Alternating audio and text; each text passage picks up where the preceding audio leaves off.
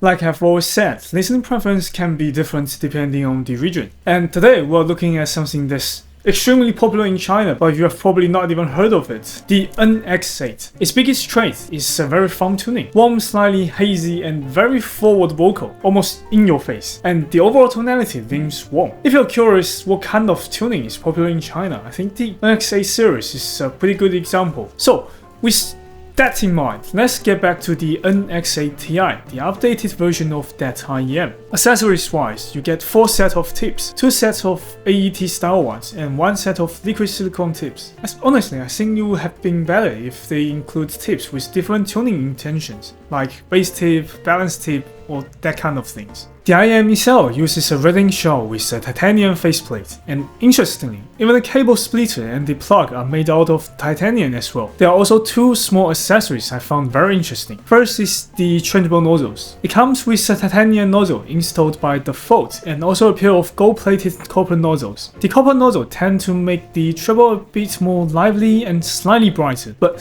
since the tuning change mainly comes from the filter at the top, the difference is a night and day, I would say. The second one is the pin protector. Normally raised 0.78 connectors works better with recessed sockets, but the NX8Ti has a flat socket while the cable still uses a raised connector, which can be a bit embarrassing. So they include this little protector. You slide it onto the cable before plugging it in. It helps reduce the stress on the pins and lower the risk of bending them. I think it's a pretty clever accessory. As I mentioned at the beginning, this isn't really a neutral one or JM1 type of thing. It clearly has its own intention. The sub-bass sits above the preference bound, which adds a bit more rumble and extension. This bump here is actually a measurement artifact caused by sound reflecting back into the coupler and creating resonance. If you're curious, you can refer to my previous review on T-Pro. At 3000 Hz, it stays relatively flat, with the main peak shift slightly later to around 3,500 Hz. Compared to a typical 3000 Hz peak. Theoretically, this tends to push vocals slightly further back, and there's a peak around 7000 Hz, but it's still within the bounds. This is likely intentional to increase clarity and detail. At the same time, it also brings out a little more sibilance. Then there's one at 12,000 Hz that goes above the range, but if you look just before that, there's a dip around 10,000 Hz. So taken together, the 12,000 peak ends up feeling like a sudden lift in ear. It doesn't make the treble consistently bright, and it's not really a natural extension either. It's more like a spotlight in the upper treble, a kind of pop-up ear effect rather than a smooth extension.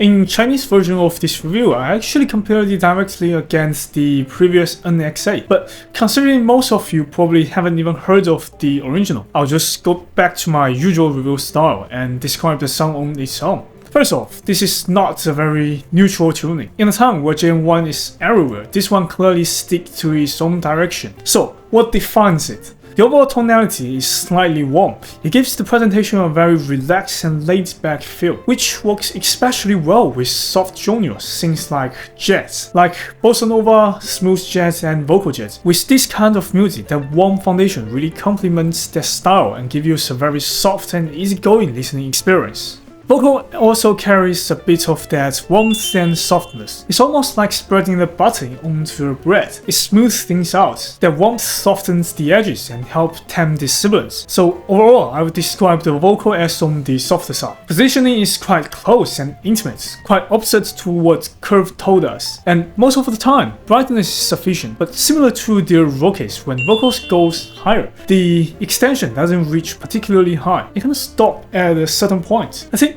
if it extends just a little bit more, it would sound more open during the pitch transitions. Right now, it's a very safe and non-fatiguing one. Whether that bothers you or not really comes down to personal preference. And the bass, impact is quite strong. Quantity is on the higher side, and honestly, I think that warmth coloration mainly comes from the bass blending into the mid and elsewhere. Extension isn't particularly deep, but within that tight range, the rebound is fairly decent. There's also something quite interesting about this IEM. The background is very clean. When I listen to Dean Martin's I'm Confessing, everything outside the main element, like the guitar, the vocal, and the piano, feels almost completely black. Oops, but probably this track is not the best example because the recording itself does have a rather high noise floor. But anyway, the background is very clean and quiet, which I think is a really good trait. in terms of resolution, there's a noticeable improvement over the original NX8. The first generation definitely leaned more towards a warm and muddy presentation, but now it does feel much more clear and defined. The soundstage isn't particularly large, width is roughly around ear to ear, so overall I wouldn't describe it as large. I would say it's more like an intimate and indoor presentation. Everything feels fairly well organized, like a small and neatly arranged performance space. Fools rushing where angels fear to tread, and so I come to you, my love, my heart above my head. Though I see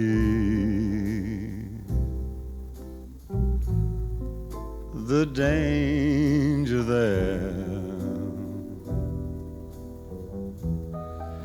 if there's a chance for me, then I don't care